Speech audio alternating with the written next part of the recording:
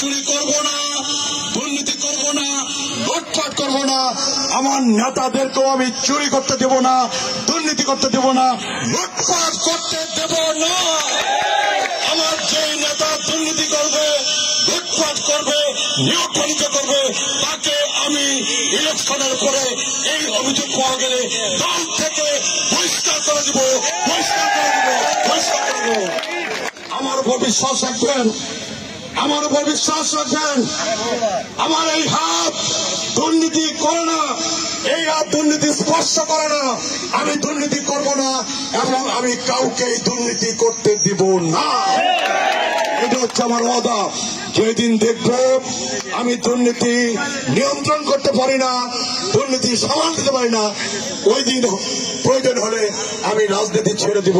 কিন্তু দুর্নীতিবাজদের নিয়ে, লুটপাটকারীদের নিয়ে, দুশ্চরিত্রবান নেতা কর্মীকে নিয়ে আমি বাবুল ভবিষ্যতে দল করব না।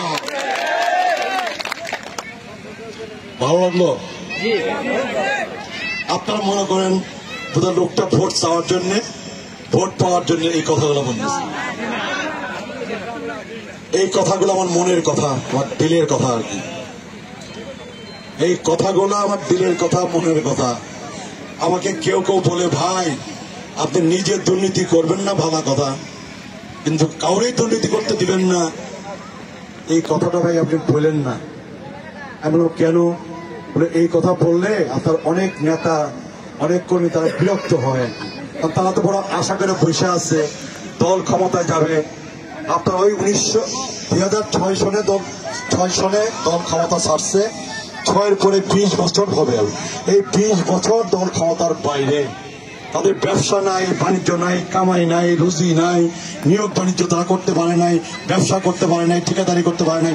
তারা তো বড় আশা করে বসে আছে যে দল ক্ষমতায় গেলে তারা বৈধভাবে হোক, অবৈধভাবে হোক, দুর্নীতি করে হোক, নৈতিক পথে হোক, অনৈতিক পথে হোক, তারা তো কিছু আশা করে। আপনি যে শক্ত বক্তৃতা দেন, নিজেও খাবেন না, কাউকে খাইতে দিবেন না, এই কথা বললে তো আপনার ডাইনে বাড়িতে কোনো নেতা আপনি খুঁজে পাবেন না। আমার একজন বলছে, ভাই এই বক্তৃতা আপনি করেন না। কেন? এই বক্তৃতা করলে নেতারা এবং আপনার কাছের কর্মীরা বলে মন খারাপ করে। আসলে কি মন খারাপ করে নিয়ে যান? হ্যাঁ, তবে আমাদের কিন্তু দোষ আছে, আমাদের প্রত্যেকের কিন্তু কম বেশি দোষ আছে, কম বেশি সমালোচনা আছে। আছে না যান? মজিবরের মতো নাই না? হ্যাঁ হ্যাঁ, এই যে আমাদের ছাত্র বসে আছে, লোকটা বসে আছে, এদের বিরুদ্ধে তো কোনো অভিযোগ নাই। অভিযোগ আমাদের সবার বিরুদ্ধে কম বেশি আছে।